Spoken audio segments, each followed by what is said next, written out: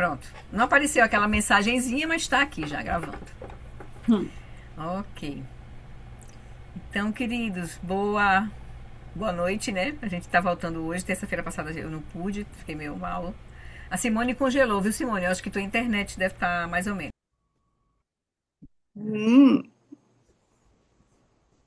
Flor, tá sem Tá sem voz, som, tá sem Flori? som. Pronto. Agora saiu o barulhinho Recording in Progress. Agora foi. Foi. Ela tinha travado da outra vez.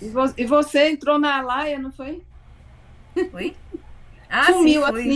assim. Foi, caiu aqui quando eu vi. Fui falar da menina, da Simone, e aí foi que eu caí aqui. Então, A gente queridos, surge e aparece mesmo, é, a cada instante. pois é, É um vamos exemplo pra gente, né? aparências. É É assim, é assim que Isso é mesmo. a realidade. Pois tá bom, queridos. A gente vai então seguir com o nosso estudo do refúgio, certo? Hoje a gente vai agora ver. Nós tínhamos visto. A gente iniciou pelo Mingyu Rinpoche, no livro dele, né? Agora a gente vai voltar lá para os portões da prática budista. Mas antes, vamos fazer as nossas preces e aí a gente segue. Eu vou fechar aqui os microfones só por alguns instantes e aí a gente segue. Deixa eu compartilhar aqui. Share.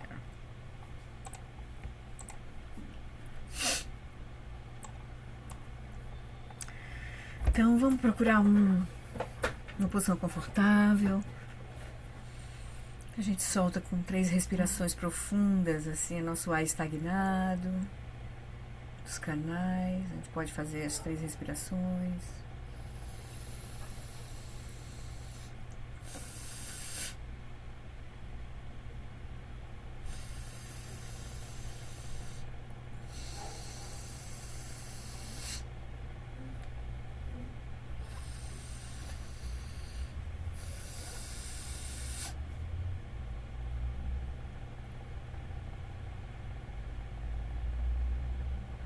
Então deixa que o corpo relaxe, a respiração vai seguindo seu ritmo natural.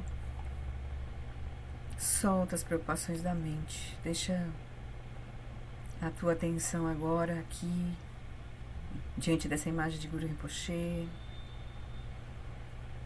E a gente se conecta, né? Evocando, né? Usando essa imagem de Guru Rinpoche, a gente se conecta com a nossa motivação. Com aquele movimento de energia mais profundo que nos, né, que nos conectou ao Dharma, que nos conecta com a Sangha, que fez com que a gente, né, encontrasse os nossos mestres. É a nossa aspiração pela lucidez, por encontrar a verdade. Então a gente se abre para mais esse momento aqui, juntos com as bênçãos da linhagem, Shagdu, Guru Rinpoche, toda a linhagem ligada ao budismo tibetano, que remonta ao Buda Shakyamuni. A gente então se abre para receber essas bênçãos, para realmente ouvir, tentar compreender, para remover os nossos obstáculos, para que a gente possa olhar de forma mais profunda a nossa experiência, a partir da nossa própria mente, e transformar a nossa realidade, podendo, né, nos conectar com uma conduta mais virtuosa a partir da lucidez. E a gente começa lembrando, né, dos 4 pensamentos que transformam a mente, que é a fundação do caminho. A gente lembra que as facilidades e vantagens desse precioso renascimento humano são extremamente difíceis de encontrar. A gente já rodou, essa consciência já se manifestou por incontáveis vidas, essa é a hipótese da continuidade da consciência. Então, essas condições que nós trouxemos para essa vida, é o resultado de inúmeras causas e condições favoráveis que a gente, né, amealhou.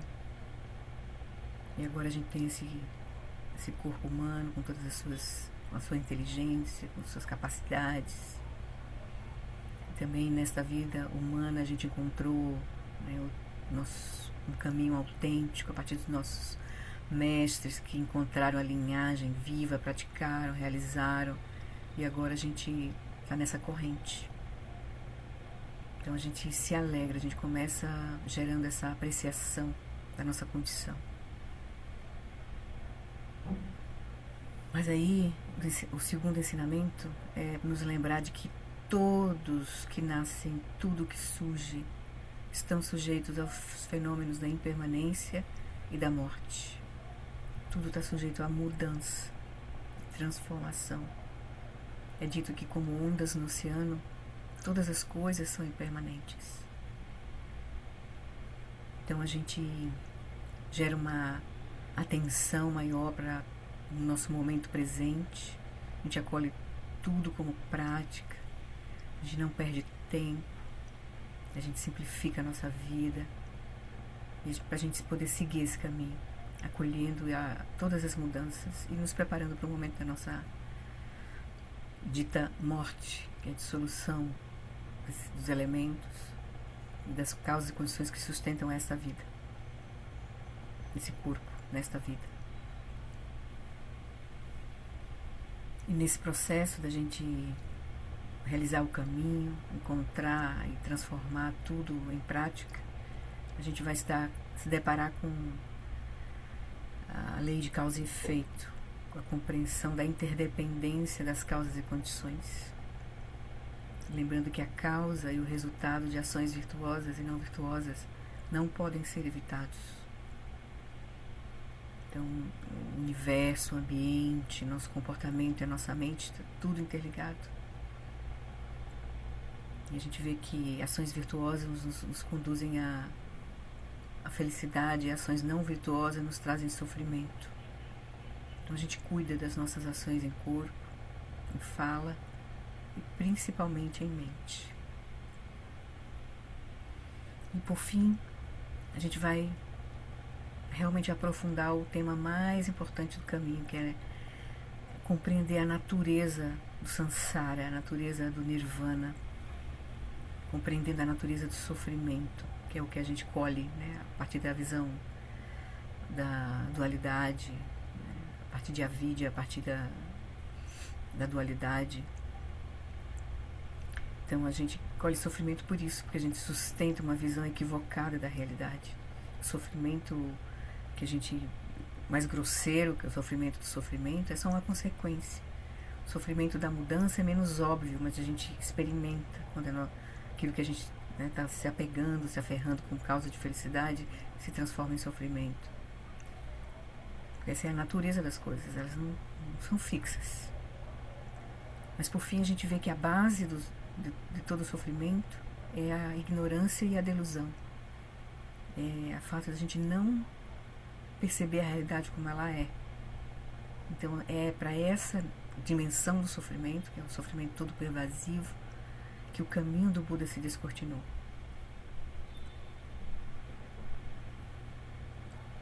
É a partir daí que ele ensina as 4 nobres verdades. Então, tendo olhado, né, esses ensinamentos que nos abrem portal da prática, do caminho, a gente então surge em nós essa energia, essa decisão, né? Ao me recordar disso, possa minha mente voltar-se para o caminho genuíno, para a verdade, para o Dharma sagrado. Então é com essa energia, com essa motivação, que a gente então renova o nosso voto de refúgio nesse caminho genuíno, de onde a gente vai encontrar, né, as 3 joias como início do caminho, mas depois a gente vai encontrar de forma mais profunda, né, as 3 raízes, para encontrar depois os 3 kayas. É a dimensão mais profunda do refúgio. E a gente vai seguir o caminho do Mahayana, que é o caminho que inclui, que a gente faz esse caminho não só para a nossa própria mente, mas para a gente liberar a nossa mente dessa confusão e a gente poder ajudar da melhor forma que a gente puder todos os seres que a gente contactar para também liberarem suas próprias mentes, que eles têm o mesmo potencial que nós, que é a Bodhicitta. no Buda, no Dharma e na excelente Assembleia da Sangha, até que alcance a iluminação, neles eu tomo refúgio, que através da minha prática das 6 perfeições possam todos os seres sencientes alcançar o estado búdico. Sangye Chugan Sukhi Choknam Lam Janchu Bardu Dani Kyapsuchi Dagi Jinso Gipe Sonam Kim Drola Penti Sangye Drupasho Sangye Chodan Sukhi Choknam Lam Janchu Bardu Dani Kyapsuchi Dagi Jinso Gipe Sonam Kim Drola Penti Sangye Drupasho. Com essa decisão, um refúgio, né? A gente retomando nosso voto de refúgio, o voto de bodhicitta, de beneficiar os seres, é natural que as 4 incomensuráveis vão cada vez mais se tornando naturais na nossa experiência, no nosso desejo, nas nossas aspirações. Que todos os seres, não só nós, mas que todos os seres tenham a felicidade, suas causas, que eles sejam livres do sofrimento e de suas causas, que eles nunca sejam separados da bem-aventurança sublime, que é livre do sofrimento, que eles permaneçam em grande equanimidade, livres do apego aos que são próximos e da aversão aos que são distantes. Que nós e todos os seres possamos encontrar nessa paz e felicidade genuínas, que vem da liberação das nossas aflições. Então, com essa nova, com essas decisões e aspirações, com esses votos, a gente então pede as bênçãos de toda a linhagem, a partir de Guru Rinpoche, mas de toda a linhagem, para que toda a nossa confusão possa ser dissolvida, que nesta vida a gente possa avançar no caminho, né, que a gente possa realmente trazer benefícios para nós, genuínos, e para os outros, todas as pessoas com quem a gente contactar. A gente pede as bênçãos da linhagem a partir da prece das 7 linhas, e a gente se abre para receber as bênçãos. No momento que a gente pede, a gente pode imaginar a presença, né, a gente pode sentir a presença de Guru Rinpoche.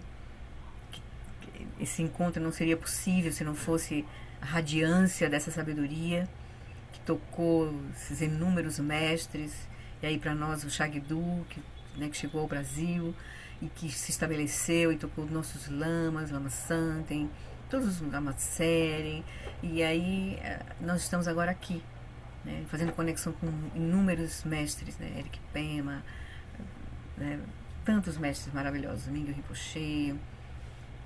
Então essa é a bênção da linhagem. Então a gente sente essa presença na forma dessa sabedoria, essa onda de sabedoria, que a gente pode dar uma forma para ela. E aqui tá, a gente pode imaginar a forma de Guru Rinpoche, ou do outro Idam, ou Buda que a gente quiser. Que a gente tenha uma conexão maior. E a gente então pede as bênçãos com essa prece, e a gente imagina que do coração dele, né, ou de Guru Rinpoche, ou de quem a gente vai imaginando, bênçãos fluem na forma das 5 luzes, né, de sabedoria, em nossa direção e na direção de todos os seres. E a gente se deixa banhar por essas bênçãos, deixando toda a nossa confusão se dissolver. Na fronteira noroeste de Odiana, no coração de um lótus, está sentado aquele renomado como Padmasambhava, que alcançou o espantoso supremo Siddhi e está cercado por uma hoste de muitas dakines. Seguindo suas pegadas, dedico minha prática. Por favor, aproxime-se e conceda suas bênçãos. E a gente sabe que a gente está numa abordagem que nos é ensinado, que nos é apontado de que a nossa natureza mais profunda é inseparável, é idêntica à natureza de todos os Budas, de todos os seres. É por isso que a gente pode, nesse processo de imaginação, sentir essa presença. E isso que a gente pode imaginar que está fora de nós, na verdade vai tocar aquilo que já está dentro de nós. É com essa abordagem, com essa intenção. Hom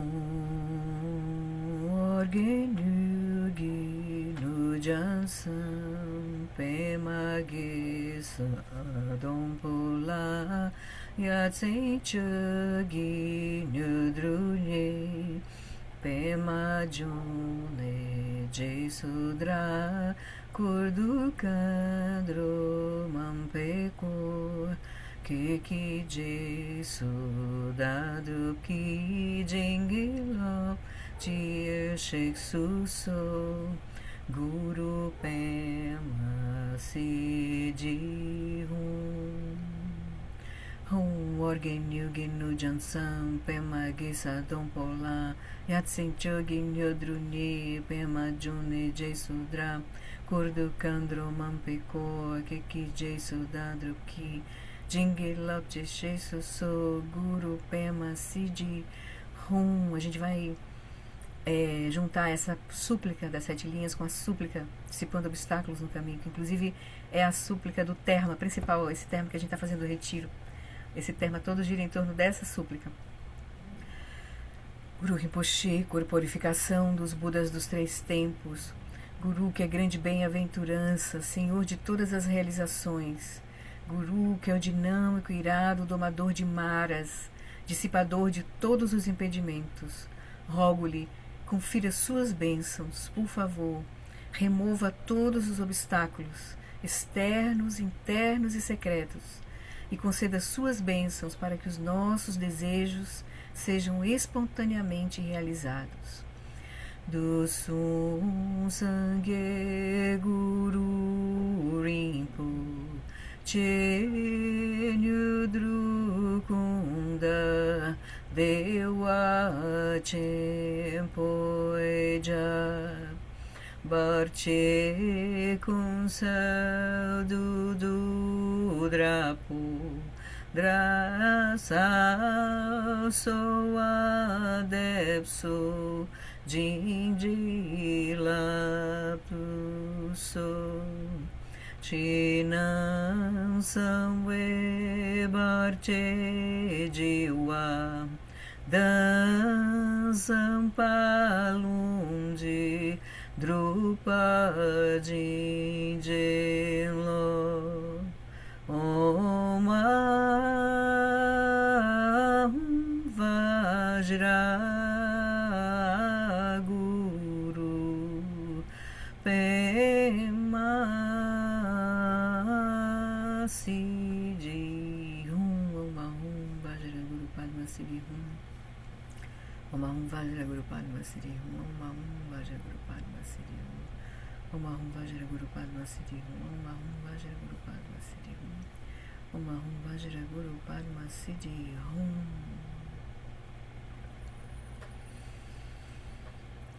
Então a gente se deixa inundar por essas bênçãos. A gente pode imaginar toda a nossa confusão nesse momento está removida pelas bênçãos de Guru Rinpoche e toda a linhagem.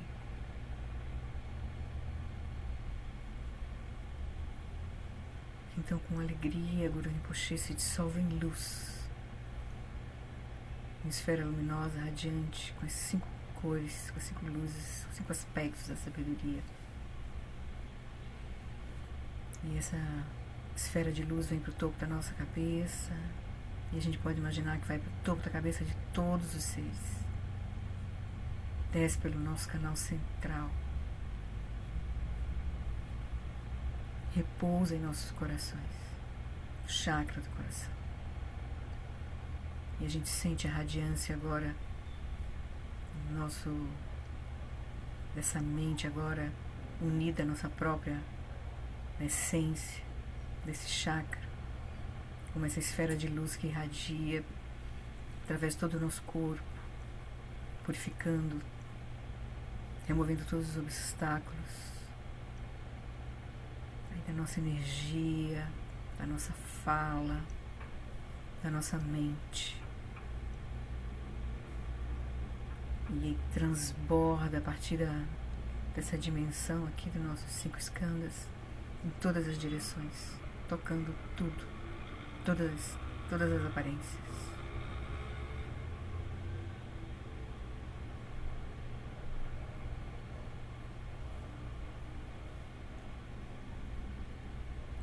toda a nossa experiência agora se transformasse numa experiência de pureza,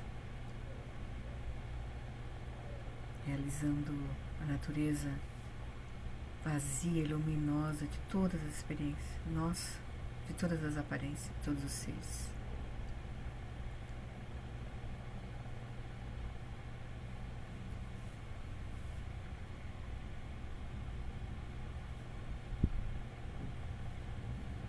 E aí, por alguns instantes a gente deixa a nossa mente repousar em seu próprio lugar, preenchida por essas bênçãos, reconhecendo a sua própria natureza, consciência, esse espaço ilimitado, mas luminoso, inocente.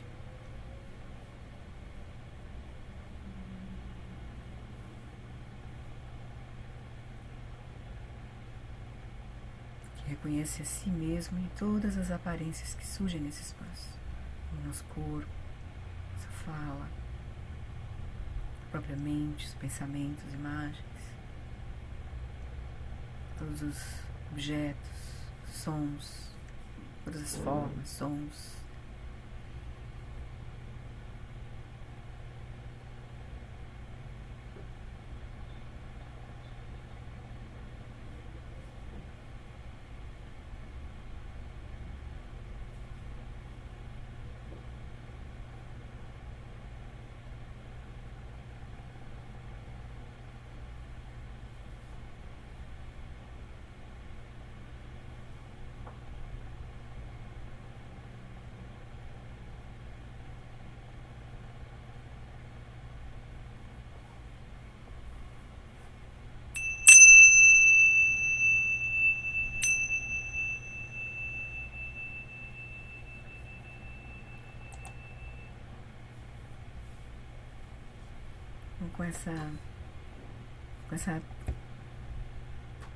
Com esse reconhecimento, mantendo esse reconhecimento, a gente então direciona a nossa atenção para o nosso encontro aqui, para o nosso estudo, das janelinhas. Tudo bem? Então, vamos lá, para ganhar tempo, né? A gente já perdeu um pouquinho na nossa conversa. Perdeu não, né? A gente gastou com os temas atuais que a gente tem enfrentado. Deixa eu pegar aqui já está aqui no ponto. Deixa eu pegar o livro. Shagdu. Então, nós estamos no capítulo 13, certo? O refúgio. A gente já viu... estamos iniciando a parte 3, que é refúgio e bodhicitta. Nessa parte 3, né, a gente já viu os 4 pensamentos. E agora, nessa parte 3, ele vai abordar o refúgio, o nascimento da bodhicitta, como é que ela surge, né? Essa intenção, essa aspiração de incluir toda a nossa experiência dentro do nosso caminho, especialmente, né, a experiência de todos os seres cientes. E aí ele vai especificar mais claramente as bodhicittas da aspiração, da ação, no capítulo 15. Aí ele encerra essa parte do refúgio bodhicitta e aí vai para uma introdução ao Vajrayana. Certo? Então, o refúgio, a bodhicitta, é como se fosse o caminho de entrada na prática do Vajrayana. Então ele para aí e aí vai falar um pouco, a introdução ao próprio caminho, certo? Ele não vai aí adentrar para a prática propriamente, né, para o nondro, tarará. Então ele vai primeiro apresentar o que é esse livro, a intenção é uma introdução ao Vajrayana, né? Então tá, vamos lá nessa aqui, fechar o índice e a gente vai seguir então. Ele vai começar dizendo isso. Então sabemos que a nossa contemplação dos 4 pensamentos foi eficaz se começamos agora, né, a enxergar além da nossa experiência sansárica. Ou seja, agora a gente abriu para nós uma outra perspectiva, quando a gente começa a contemplar os 4 pensamentos, porque já havia a perspectiva do karma, a perspectiva da impermanência, a perspectiva da natureza do sofrimento, que até então a gente não olhava para isso. A gente via a nossa vida como, né, uma coisa muito ali, muito muito real, assim, né? Talvez esse tipo de questionamento não tivesse surgido em nós. Mas agora, com o aprofundamento dos 4 pensamentos, né, então a gente começa a enxergar além da nossa experiência sansárica, a compreender que ela é desprovida de essência. Que nada nessa experiência é confiável e imutável. Então, com que, então, podemos contar? Onde vamos encontrar um âmago verdadeiro, uma essência verdadeira? Somente no Dharma sagrado, no caminho espiritual, no Dharma aqui, né, no caminho de lucidez, né? Não está falando, né? Um caminho de lucidez, né? Um caminho que vai fazer a gente voltar a nossa atenção para dentro, no sentido espiritual, nesse sentido, né? Não mundano, não materialista, né? Então a gente vai olhar nesse sentido. Então, somente no Dharma sagrado, no caminho espiritual, vamos descobrir algo que tenha valor absoluto. Principalmente quando a gente começou a entender a natureza do sofrimento. O sofrimento todo pervasivo, que vai ver que é um sofrimento que está vinculado a como a nossa mente apreende a realidade. Então, os 4 pensamentos, eles se enquadram na categoria de ensinamentos introdutórios chamados de preliminares comuns. Comuns a todas as tradições budistas. Então, ele é realmente a fundação do caminho. Que está ligado um pouco com os ensinamentos das 4 nobres verdades do Buda. Né? É ancorado nos ensinamentos das 4 nobres verdades. Então, embora constituam uma base fundamental para a prática do Dharma, esse conjunto de pensamentos, de ensinamentos, eles não representam ainda um passo formal no caminho budista. Para irmos adiante, precisamos assumir um compromisso que toma corpo no voto de refúgio. Esse é o primeiro portão de acesso à prática budista, propriamente dita. Que aí é onde a gente vai começar a buscar o processo que vai tomar, no final, a nossa mente como caminho. A gente vai olhar de forma profunda para a nossa própria mente. Né? Aí aqui eu queria lembrar que a gente fez um resuminho logo no comecinho, quando a gente fez os 4 pensamentos. Deixa eu pegar ele aqui, se eu trocar o arquivo. A gente tinha feito ele começou com a parte 1, a importância de contemplar os 4 pensamentos, lembra? Aí ele tem um resuminho que eu acho interessante a gente agora pegar ele. Deixa eu... Ai, meu Deus, cadê? Share.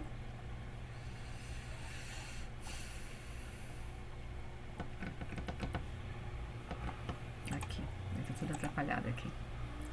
Deixa eu pegar que tá aqui. A importância de contemplar os 4 pensamentos. É um resuminho a partir desse capítulo dessa parte 1 do livro que ele fez, né? Ou seja, a importância de contemplar os 4 pensamentos que transformam a mente é de construir uma base sólida para a nossa prática. Toda vez que a nossa prática está oscilando, a gente está perdendo a motivação, a gente está meio que perdido, volta para contemplar os 4 pensamentos. Principalmente, né? A impermanência, o karma, a natureza do sofrimento. Né? Então ele vai dizer, quando a gente olha o primeiro pensamento, né, da vida humana preciosa, que é da dificuldade de obter as liberdades e vantagens que a gente obteve agora, por isso que a nossa vida humana é preciosa, e a morte e a impermanência, esses 2 primeiros aqui, eles estão ligados, porque ele vai dizer o seguinte, quando a gente olha as dificuldades de obter as liberdades e as vantagens dessa nossa vida humana preciosa, né, a gente vai ter uma alegria verdadeira, vai ter uma apreciação pelas condições que a gente reuniu agora aqui. A gente vai ficar reclamando da nossa vida, certo? Aí vamos ter um interesse e intenção de praticar o Dharma, porque a gente sabe que, né, ela é passageira, é efêmera, né? Então vamos envelhecer e vamos morrer, né? Teremos propósito na vida, a gente vai ter propósito na vida.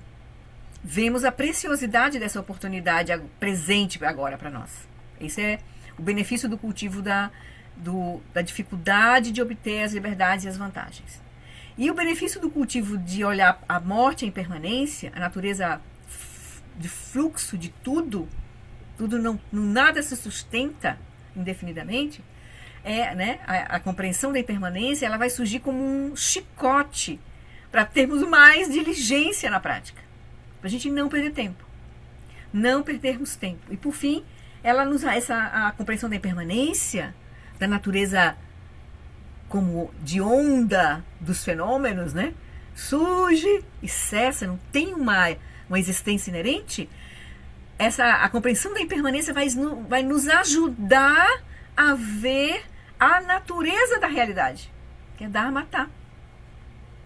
Então, a impermanência é um passo, um degrau, para a gente compreender a vacuidade, e aí para a gente compreender a inseparatividade. Né? Para a gente compreender a natureza da experiência. Então, esses dois pensamentos, o cultivo deles dois, tem como resultado, né, a vida humana preciosa e a impermanência, tem como resultado a gente abandonar desejos e apegos aos assuntos dessa vida. Diminuir os nossos apegos, as nossas dependências, né? E vamos lidar melhor com os desafios da vida. Adquirimos maior equanimidade, a gente vai acolher as coisas, as mudanças, porque é da natureza da experiência, então a gente vai ter mais resiliência, né, nas coisas, né? Então a gente vai ter uma maior equanimidade, mais resiliência, né? Cultivamos contentamento também. E isso nos ajuda o quê? A reduzir os venenos da mente e nos direciona para a liberação. Então já tem a coisa começa a andar. Aí quando a gente cultiva, sim, e as qualidades que surgem, que vai surgir principalmente da contemplação, né, da vida humana preciosa e da impermanência, é a diligência.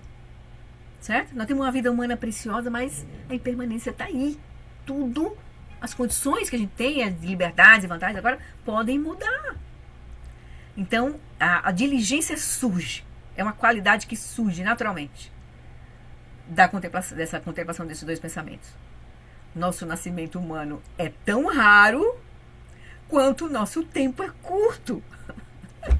Então, é uma máxima que o Shágyamur trouxe, né, para explicar o contexto que vem daí, né, de entender a vida humana preciosa e a impermanência. Então, surge em nós diligência. E aí, quando a gente começa a contemplar os outros dois pensamentos, né, o funcionamento do karma, o cultivo da contemplação da lei da interdependência, do karma, nos ajuda a eliminar a negatividade e a cultivar a virtude e ações positivas. Porque a gente vai ver que tudo tem causas e consequências. Então a gente vai cuidar das nossas ações, então a gente vai cuidar de, né, evitar repetir aquelas ações que a gente já sabe o resultado e vai procurar cultivar a virtude. Isso nos mantém, também nos ajuda a conter a nossa mente, a conter o karma, né? A gente diminuir o karma, que a gente vai melhorar a nossa condição. E aí a gente vai obter reinos superiores e ao final a onisciência. Se a gente começa a cuidar do nosso karma, cada vez que a gente morrer se a gente cultivar a virtude, a tendência é ter renascimentos mais positivos, até que a gente venha a ter a onisciência, certo?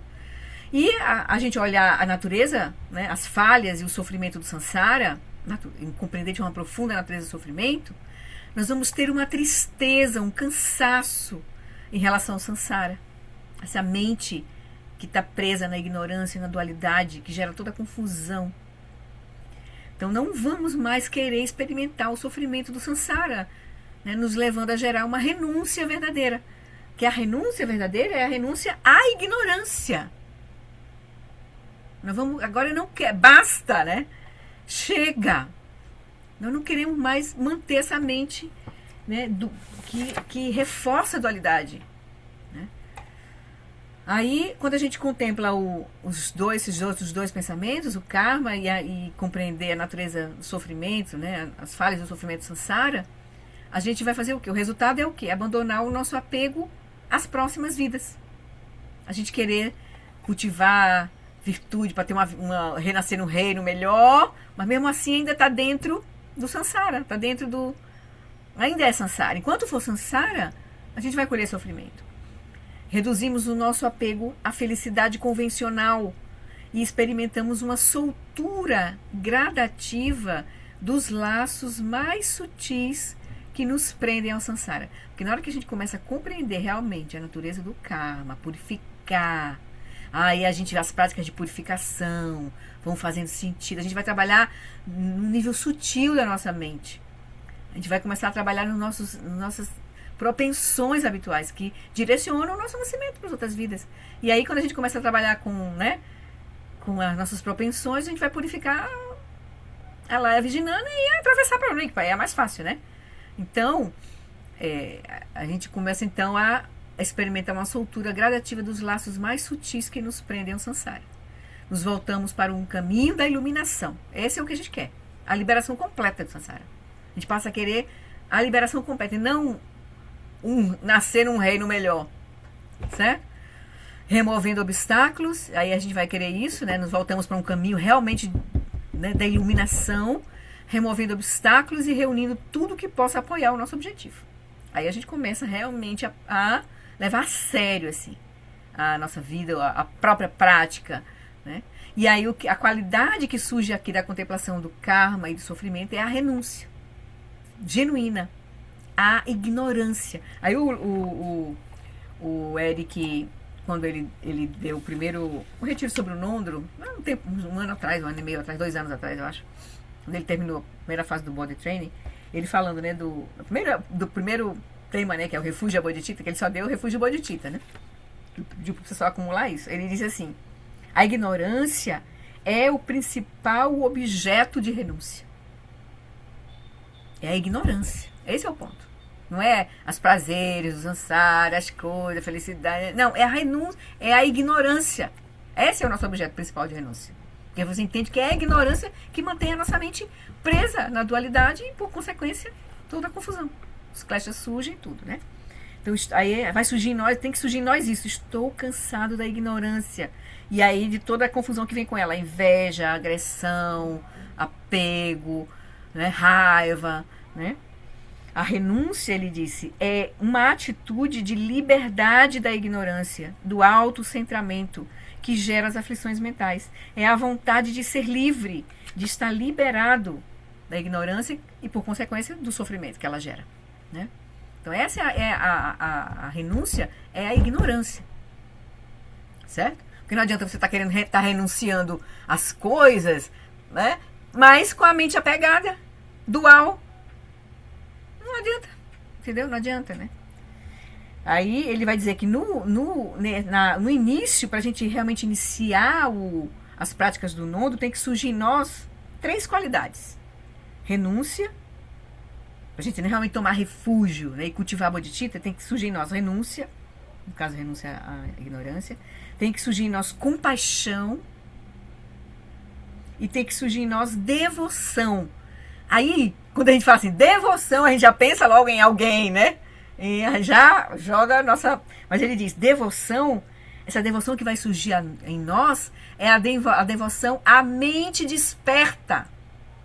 A devoção à mente desperta, que é livre do autocentramento e ignorância. Então, apreciamos a liberdade da ignorância. Então, a devoção vai vir nessa direção. Mas é óbvio que os nossos mestres, eles só simplesmente espelham para nós a possibilidade de ter uma mente com menos aflições, né? Se eles não forem completamente budas, mas eles já espelham para nós isso. Então, eles são apenas um meio. Os mestres, o guru é um meio no processo, né? O ponto principal é a mente desperta, né? A devoção é a mente desperta. Eles familiarize-se com essas 3 palavras antes de começar o Nondro. É o combustível do Nondro. A renúncia, a ignorância, compaixão por todos os seres sencientes, porque a gente vai ver que esse sofrimento que a gente agora detecta, que a nossa mente experiencia desnecessariamente, é um sofrimento igual ao que todos experienciam. Então, nesse sentido, surge esse sentimento de igualdade. Por isso que surge a bodhicitta, porque surge a primeira coisa, um sentimento de igualdade. O sofrimento que eu sofro é o mesmo que os outros seres sofrem. A partir dessa mente operando em dualidade, gerando todos os kleshas. Então, nisso nós somos iguais. Somos iguais na geração do sofrimento, mas somos iguais em ter a natureza da liberação dentro de nós. Então, o nosso caminho não pode ser para a gente se iluminar sozinho. Vai ser para a gente se iluminar e ajudar os outros da maneira que a gente puder. Porque quanto mais a gente tá nesse processo, mais a gente vai conseguir ajudar nossos amigos, nossos irmãos, nossos pais, todas as pessoas que a gente contactar, né? Então é isso. Eles inicialmente têm uma familiaridade com essas 3 palavras e também com chama, teve e passa, né? Aí ele sugere, né, um suspiro gentil, para ir já acalmando a nossa mente. Então chama, teve e passa vai nos ajudar já, né, fazer o suspiro gentil, cultivar a quietude, para aí depois começar a questionar, né? O que é que surge quando a gente solta? Que experiência é essa? Quem está experimentando? Então a Vipassana começa a surgir, né? O que é esse que experiencia, né? Então aí começa a surgir. Chama de Vipassana sendo a base do caminho, né? Mas aí... Oi, Roberto. É interessante porque os prazeres, as coisas boas que a gente é apegado, é fácil a gente concluir que é renúncia a eles, né? Uhum. O diabo é que para renunciar à ignorância, todo mundo concordaria. Mas a gente não vê no dia a dia, normalmente, entendeu? A ignorância ter esse autocentramento que a gente tem. Esse é o grande Porque a problema. gente não vê que o autocentramento é a raiz dos nossos problemas. A gente é Exatamente. ensinado a entender que o eu é cultivado para ter sucesso, para ter digamos assim, é o símbolo do sucesso. Quanto mais o eu tá, né, reforçado, né, garantido, é o símbolo de sucesso. Então, ao contrário, né? A gente não. Então, como é que a pessoa vai Por isso, entender o processo da Lore, ignorância, né? é que eu acho que uma prática que ajude a gente a perceber que o eu é uma narrativa, que a experiência não, mas o eu, essa coisa de eu estou tendo alguma coisa, ela não está na natureza última. Isso pode ser um bom caminho para que você realmente veja que a renúncia não é a renúncia das coisas boas, é a Uhum. renúncia desse modo de operar a É, mente de forma estreita. exato. Teve o Guilherme, né, no estudo de segunda-feira, algumas semanas atrás, falou uma coisa que eu achei tão interessante. Ele falou que perguntou ao Lama Santa alguma vez sobre o voto de Bodhisattva, tá? Aí o Uhum. Lama pensou e falou: eu acho que mais que voto é a alegria de ser Bodhisattva. Eu achei tão bonito isso. Uhum. Porque Uhum. voto parece disciplina, parece Uhum. aquela coisa Uhum. difícil. Mas Uhum. quando você chega e fala, mas vem cá, e que eu realmente tenho como pressuposto que o não autocentramento é a realidade, seria muito mais alegria, né? Uhum. Alegria de você chegar e falar, Uhum. caracas, a Uhum. lucidez está se manifestando. Aí não é Uhum. mais eu. É o que tem a perfeição das sabedorias, né? Isso aí, É a a perfeição da culminância disso generosidade. essa É, bem-aventurança, é essa alegria. A bem-aventurança isso. é o resultado, é essa alegria Deixa de. sem É, objeto, sem foco. É uma alegria sim, sem. Porque não tem um eu. É uma alegria porque isso, isso. de É, um avô brincando com o neto, uma coisa isso. assim, né? Florir, deixa de ser voto para ser alegria, não é? Com certeza. Com Ah, certeza. vocês são bonitos. Com Pelo certeza. menos a gente tem uma coisa que tem um caminho, né? É, é. Há uma coisa que eu sempre eu fico assim, porque você fala, olha, eu até brinquei isso, né, numa conversa. E eu falo, pegasse assim, olha, na próxima vida você vai nascer no reino de Devas, em algum lugar que você possa continuar esse caminho. Eu fecho agora, Dil fechado, entendeu? Você fala, você nascer em Tuxita e que lá você vai ter a mente mais ampla, porque eu já sei que aquele Ó, fantasma de achar que o mas um de... materialismo pode ter razão já acabou, entendeu? Ele já está com aquela coisa, mas, mas não vou querer só fruição de eu esquecer, né? Aí ferrou tudo, né? Que aí acaba. Mas, sabe, aquela coisa que eu brinco de que normalmente o Dharma é feito para humanos. Então ele tem que valorizar a experiência preciosa humana, não vai falar na vida preciosa de um Devas, né? Então a gente é um Dharma para humanos. Uhum. Mas imagina que você renasce como Devas e você consegue ver exatamente o que a gente está conversando agora. Não, você virar realmente um Bodhisattva é difícil, né? Aí a gente fala, a vida de vigília é um tipo de sonho. Por mais que eu acredite nisso, Eu não tenho essa realização, entendeu? Uhum. Eu tenho, chegar no ninguém em particular, gente, eu tenho certeza. Causas e condições me trouxeram aqui. Se fossem outras causas e condições, eu poderia ter a visão de qualquer um de vocês e vocês a minha. Causas e condições. Mas isso não é o suficiente. Tem a operação da mente sem centro. Entendeu? É mais profundo do que Uhum. simplesmente todas as identidades nascerem e morrerem. Uhum. Isso pra gente. É o caminho, né? É o caminho, né? Tem um É a caminho. alegria de ter Bodhisattva, de É ser o caminho. Bodhisattva, né? Pronto. Vamos ver se um dia. Pronto. Mas também se não Segue. for, mas também se não for, a gente nunca pode perder a nossa verdadeira natureza. Esse lado também. Com certeza. Ela Com não vai ser certeza. perdida. Aí você É. fala, mas vem gente, pesadelo é darado, né? No Sansara a gente sabe que a montanha-russa Mas passa por cessa, uma lugares. hora cessa. Tem impermanência, né? Mas o refúgio final é que é essa confiança de que a realidade última é não dual e tudo que se passa na dualidade é um tipo de sonho. É. Eu acho que esse é um bom Bom. refúgio. Pronto. Ótimo. Valeu. Vamos seguir lá com o Shagdu? Então vamos voltar lá pro texto. Deixa eu pegar aqui. Pronto. Então ele vai dizer que aí, né, precisamos, então, ele diz, né? Quando a gente não tem. Ele, voltando aqui. Os quatro né, sabemos que a nossa contemplação dos quatro pensamentos foi eficaz e começamos a enxergar que a nossa experiência sansárica, né, além da nossa experiência sansárica, é a compreender que ela é desprovida de essência, que nada na nossa experiência é confiável e imutável. E aí, o que a gente vai poder confiar? Somente o Dharma sagrado, um caminho espiritual, nós vamos descobrir algo que tenha valor absoluto. Aí os quatro pensamentos, eles são essas preliminares que vão nos ajudar, mas eles ainda não são a porta, né? O primeiro portão de acesso à prática budista é o refúgio. Aí vamos falar sobre o refúgio agora, né? Que é o tema do capítulo. Aí ele vai dizer: a palavra refúgio denota um lugar de segurança e proteção. Em essência, o voto de refúgio implica assumirmos o compromisso de ter sempre uma postura de não causar mal aos outros. De certa forma, está ligada à visão do próprio Bodhisattva, né? Você começa a surgir naturalmente em nós isso. Não vai ter sentido você produzir, você aspirar a fazer mal para o outro. Não vai mais. Vai perder o sentido isso, né? Então, naturalmente, começa a surgir, né? As sementes da bodhicitta vão começar a surgir, né? A compaixão vai começar a surgir e aí a bodhicitta vai surgir, né? Então, não significa que ao tomarmos refúgio, Buda ou algum outro ser iluminado estenda uma varinha mágica e de repente somos transportados para além da dor e da insatisfação.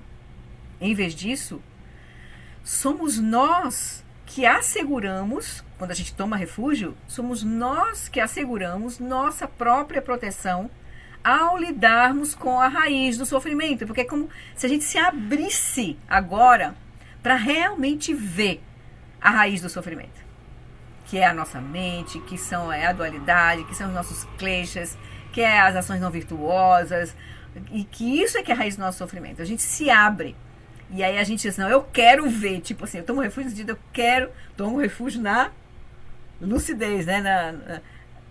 Né? E você não quer mais a ignorância, você renuncia à ignorância, você toma refúgio na mente desperta, então você quer olhar e quer ver isso, né? E aí, até você mesmo que somos nós que asseguramos a nossa própria proteção ao lidarmos com a raiz do sofrimento, que reside o quê? Em nossos próprios pensamentos e ações nocivos. Se os reduzirmos pelo uso disciplinado do corpo, da fala e da mente, evitamos suas consequências kármicas negativas. E assim eliminamos as causas do sofrimento, óbvio. Porque a gente vai começar a entender a natureza do sofrimento, a natureza do karma, né? A gente começou a olhar isso, e aí nós vamos tomar as rédeas, né, da nossa própria vida, da nossa mente, né? Não é fácil, porque tem áreas, regiões que a gente não consegue olhar, que os padrões são muito intensos, às vezes é um karma familiar, Aí é um karma social. Então a gente às vezes está imerso dentro de regiões karmas bem complicadas, né? Então a motivação para se tomar refúgio nas tradições Mahayana e Vajrayana é uma compaixão altruísta pelos incontáveis seres que sofrem em meio à existência cíclica e um desejo sincero de atingir a liberação para poder libertá-los também. Porque não vai ter nada mais para a gente fazer assim, além de realmente liberar as mentes, né? Porque é o ponto, né? Claro que aí eu estou falando do ponto de vista último, ponto de vista, o objetivo final. É óbvio que a gente vai fazer tudo que é possível fazer para ajudar as pessoas, nossos filhos, nossos irmãos, nossas irmãs, né? No que for necessário, né? Então a gente vai fazer o que é possível, mas até porque também a gente não vai conseguir. Se a gente não tiver uma profunda realização, a gente não consegue também ajudar eles a remover né, as causas mais profundas do seu próprio sofrimento. O máximo que a gente pode, às vezes, é tirar uma condição favorável ali, né, ajudar uma coisa ali, mais grosseira. Mas a gente, às vezes, não consegue acessar a mente da pessoa, né? Então, a gente faz o que é possível. Mas a gente mantém no coração, né, como o Lama Santen diz assim, sempre deixa uma velinha acesa. A gente reza, nas nossas preces, a gente sempre bota na intenção daquela pessoa. Mesmo que a gente não consiga ajudar diretamente, né? Mas só a nossa intenção, sustentar uma visão positiva da pessoa, não prender ela no reificar a ação dela, isso já é uma coisa, já é uma ação. É uma ação de mente. Entende? Porque a gente tem que lembrar que a ação é de corpo, de fala e de mente. Às vezes, em corpo a gente não pode não fazer nada. Falar, talvez pode ser que a gente não consiga falar, ser ouvido. Mas a gente, em mente, pode manter uma visão positiva da pessoa. Então a gente vai fazer isso, né? Principalmente isso, né? E sem isso, não tem como surgir a fala e não tem como surgir o corpo, né? Óbvio. É da ação mais sutil para mais grosseira, né? Então, o que a gente sustenta na nossa mente é a motivação, aí vem o Shagdu diz, né? Que a motivação é o ponto, né? A intenção da nossa mente, os pensamentos, como a gente vê, a visão que a gente tem, é que é o ponto. Determina a nossa ação, a nossa fala e a nossa ação de corpo, né? Então isso vai ser isso. A gente vai tomar agora a nossa mente como caminho. Né? Aí isso é a entrada realmente no caminho de transformação. E a gente vai pedir apoio, né? A gente vai pedir apoio nas 3 joias aqui. Ele vai falar um pouco aqui, né? O voto de refúgio, assim, então a motivação para se tomar refúgio nas tradições Mahayana e Vajrayana é uma compaixão altruísta pelos incontáveis seres que sofrem em meio à existência cíclica e um desejo sincero de atingir a liberação para poder libertá-los. Isso é bodhicitta, né, mesmo. O voto de refúgio dura não somente por esta vida, mas até que alcancemos a iluminação, por mais distante que esse futuro possa estar. Então é uma intenção que a gente renova sempre. Por isso que nas práticas do Nondra a gente passa um tempo cultivando o refúgio, as prostrações junto com o refúgio, porque quando a gente toma o refúgio, colocando, né, entregando toda a nossa confusão, né, que aí a prostração, a gente vai fazer isso com a prostração e a gente se levanta com a determinação de realizar a nossa verdadeira natureza e a gente fica em pé de novo, né, como, né, altivo, né, ancorado na nossa natureza última, que é o caminho todo ancorado no reconhecer que a gente já tem a natureza de Buda. Então a gente toma refúgio, mas sempre com essa, deixando a confusão, sabendo que está confuso agora não está reconhecendo, a gente deixa, reconhece e entrega, mas a gente levanta com a confiança de que pode seguir, né, pode manter essa visão, né? Mesmo que a gente toda hora caia, a gente levanta de novo, né? Então a gente renova o nosso voto de refúgio diariamente, né? Aí quem pratica realmente entra no caminho. O voto de refúgio é uma coisa que você faz sempre, diariamente na sua prática. Você renova o seu refúgio, mesmo em que nível esteja o teu refúgio, de repente teu nível já está nos 3 kayas, e, né, você já está com uns ensinamentos, uma prática mais profunda, mas você renova, né? Então você tem a sua prática diária, é sempre a prática diária é um lembrete, né? Ela alimenta o teu caminho, o teu refúgio, né? Então aí isso começa a tomar sentido, assim. É como se fosse, né? É um remédio que a gente vai permeando como a nossa experiência é construída, agora a gente construiu o Sansara. E fica só reforçando o samsara. Mas por que a gente não constrói as terras puras? Uma visão de lucidez, né? A gente olha para o Buda e lembra que ele é, né? É uma mente livre, uma mente que não tá livre dos 3 tempos. Então essa imagem que a gente tem, por exemplo, lá no nosso cantinho, lembra isso para nós. E a gente vai, né? Vai tendo a gente vai construindo nossos lembretes, nosso altar. O altar é uma lembrança para a gente nos conectar com aquela mente de sabedoria, que é a nossa mente de sabedoria. Aí a prática começa a fazer sentido, um cantinho especial começa a fazer sentido, um cantinho para a gente se lembrar, se reconectar com essa dimensão, começa a fazer sentido, né? É assim que vai surgindo. Então ele vai dizer, então, nós tomamos refúgio primeiro nas 3 joias, o Buda, o Dharma e a Sangha. O Buda, ele vai dizer lá na frente, né? Ele começa falando assim, mas ele vai falar que tem 3 níveis de refúgio. O refúgio externo, o refúgio interno e o refúgio secreto. Aqui, quando ele fala das 3 joias, é o refúgio externo. A gente começa tomando esse refúgio externo, que vai ser, digamos assim, o espelho que vai nos ajudar a olhar para dentro e depois olhar para a natureza última, né? Seria o refúgio secreto. Então, nós tomamos refúgio nas 3 joias, o Buda, o Dharma e a Sangha. O Buda é semelhante a alguém que andou por uma certa estrada e, pelo fato de ter alcançado o destino final, conhece o caminho, né, o percurso, e é capaz de nos mostrar o caminho. A estrada em si é o Dharma. E aqueles com quem viajamos, aqueles que nos oferecem apoio e em quem confiamos, formam a Sangha. Então, ao tomarmos refúgio, nós seguimos os passos daqueles que nos precederam no caminho da iluminação. É bom senso, né? Bom senso. A tomada de refúgio exige de nós uma apreciação das qualidades das 3 joias. Você precisa entender o que elas são, né? Quais são as suas qualidades para que a gente realmente aprecie, né? Tá renovando esse refúgio, né? Então, começando pelas qualidades infalíveis e iluminadas do Buda. Então, muitos grandes santos e mestres fundaram caminhos espirituais em diferentes partes do mundo, como Jesus, Maomé, né? E assim, as diferentes tradições. Mas eles não possuíam os atributos de Buda Shakyamuni, pelo menos da perspectiva, né, dos budistas, né?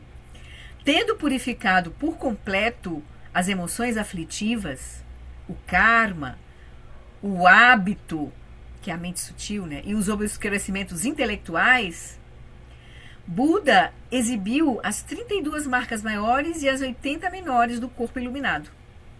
Ele também exibiu as 60 qualidades da fala iluminada e as 2 qualidades oniscientes da mente iluminada. Suas, então, 112 marcas de perfeição física, as 32 com as 80, por exemplo, um brilho aparente a todos, e o fato, por exemplo, de seus pés não tocarem o chão, eram uma manifestação direta e incontroversa de perfeita realização.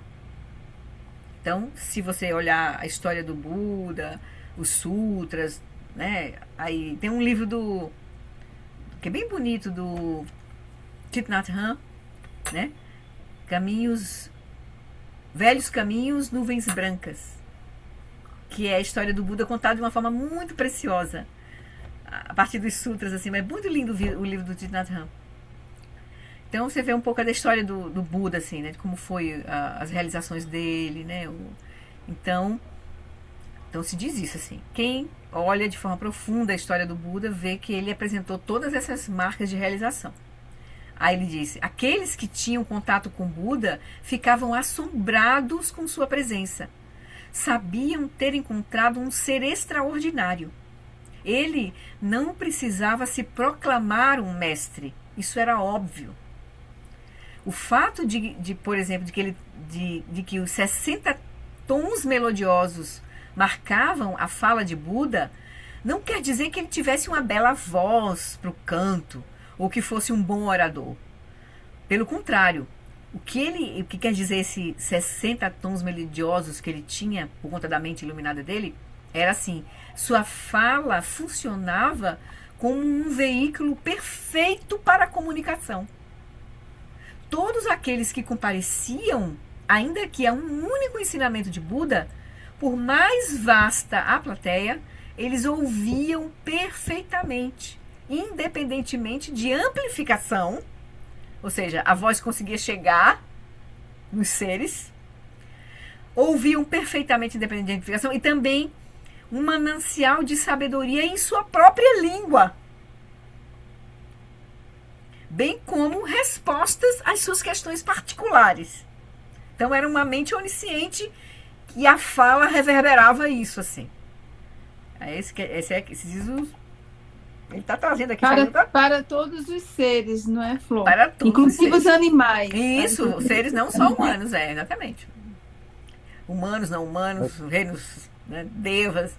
Se diz que sempre ao redor, por exemplo, agora nesse retiro que a gente está fazendo, as práticas todas iniciais são de abertura do... Porque esse retiro é o Bartê com o céu, né? O Ponte Massambava como removador de obstáculos, certo? A prática. Então é tudo para remoção de obstáculos. Então tem muitas as práticas que são... A sadhana é preenchida por preces, por rituais de chamar todos os obstrutores, também todos os budas. Então é como se ali no ambiente tivessem não só as pessoas, mas infinitos seres. Então, é melhor considerar assim. E aí, as práticas de puja, de oferendas, são feitas todo dia para a remoção, porque é um retiro de remoção, essa prática de remoção de obstáculos. Bhadma Sambhava como removador, destruidor de maras, né? Então, é interessante, assim. Então, é porque a gente tem uma visão muito limitada, né? A gente pensa que a realidade que existe é essa que a gente está vendo só, né? Então, não era bem assim, né? Então, se diz que quando o Buda ensinava, ele ensinava para seres em vários reinos. Ali estavam sendo presentes em vários Gandharvas, né? Outros seres aí de outros reinos, né? Que todo o universo Sarra, que é o universo que o Buda Sakyamuni se manifestou, o próximo já é outro universo, né? Quantas dimensões estão presentes que a gente não vê? Quantas dimensões? Exatamente. Todo o universo Sarra, que é chamado assim universo da tolerância, que é preciso muita tolerância, né, dentro desse universo, porque os seres neste universo, eles não têm medo de seguir o desejo, as qualidades mais, ou seja, do karma. A gente está vendo como humanos o que a gente é capaz de fazer, né, como humanos. Então, pra gente... O que essa mente é capaz de fazer, né? Então, e aí, para você ver o que você falou, a gente tem que fazer em todas as práticas, começar, que é essa a orientação no Vajrayana, começa com um refúgio. Porque a gente tá sempre que tomar refúgio, a bodhicitta, para poder entrar verdadeiramente na prática. Em qualquer ela, em todos os níveis. Aí o refúgio vai se aprofundando. Mas tudo isso vem exatamente pela nossa natureza inerente do reino dos desejos, de buscar o desejo sem medo. Então, a gente, quando está aqui, a gente perde a visão habitual, assim, de mais profunda, do karma mesmo, e aí aqueles pensamentos ficar voltando, lembrando, é exatamente para isso, para que a gente tenha realmente, vamos dizer assim, o impulso, a energia a gente está buscando romper com a ignorância, mas eu vou usar um termo assim, que não é muito, mas assim, que a gente tenha medo mesmo do karma negativo, de ficar com aquela coisa muito pesada. Então, isso daí a gente vai começar por aí. Eu acho que na próxima terça a gente vai, eu vou ver se a gente vai andar mais um pouquinho aqui, a gente vai terminar só esse capítulo na próxima terça, mas eu vou trazer um trechinho do Zonza, que ele fala, né, que o refúgio pode ser tomado por várias circunstâncias. O primeiro é o medo. Sim. Aí ele vai falar então, desse assim, aspecto. Aí, só fechando, porque o Buda Sakyamuni é o Buda do universo Sarra, que tem essa característica muito forte. E a gente sabe quanto isso como a gente tem que estar o tempo todo, porque a gente quer direcionando o nosso, a a gente nossa sabe de intenção. tudo isso, mas a gente não tira um pé do Sansara. Às vezes até os dois. Oi, Ana, o Paulo. Então, eu queria saber uma coisa de vocês. Tem aquela prática de Rio Sancho, Sancho, né? Rio Sancho, Que é uma prática de Remoção. desobstrução, remoção de obstáculos, né? Qual a diferença, por exemplo, essa de Rio Sancho, ela também é de Padmasambhava, também de Guru Rinpoche? Ou Aí não? cada, É outra coisa? tu lembra? Eu me lembro, acho que não. Tenho, Não é, não. eu tenho no Lotsawa House tem um que a gente traduziu com a orientação, né, do Lama Fred. Ela está traduzida em português, eu já mandei para você. Sim. Vou mandar de novo. Não, Porque ela é uma oferenda de fumaça em que você faz aquela oferenda com os convidados. E nessa prática, ela tem também refúgio, bodhicitta, aí vai e você Guru Rinpoche, certo? Então você, na verdade, você se vê, né? Faz a Guru Yoga e entra na prática. Aí tem aquela parte da prática. Tem uma prática de fumaça, de oferenda de fumaça do próprio Bater com o céu, desse ciclo do Eric. Mas eu estou falando dessa outra que a gente tem a tradução. Aí cada prática vem de uma linhagem específica, mas o ponto é fazer a prática e saber o que está fazendo e fazer a purificação, fazer os oferecimentos. Isso é importante. Isso. Tem vários tipos de rituais. Oi. Você faz a prática com esse objetivo de trazer todos os seres, os convidados são todos, aí traz todo mundo, seus inimigos, aqueles que estão com intenções de diminuir a longevidade e tudo mais. Aí você faz aquela oferenda. Aí tem umas questõezinhas aí para fazer, se você quiser, depois a gente troca uma conversa. Eu já tenho feito essa prática. Quem pode fazer, quem sabe bem é o Lama Fred também, né? O Lama Fred ensina. Sim, não, foi o Lama Fred que ensinou. A gente fez com ele. Então, assim, se tu quiseres, depois a gente... Não, é porque eu queria saber justamente que como essa retiro é também de remoção de obstáculos... porque isso é uma outra prática, é uma outra sadhana, mas... Dentro dela sadhana, também tem prática de oferenda de fumaça condensada, tem várias práticas dentro dela. Só eu queria entender isso.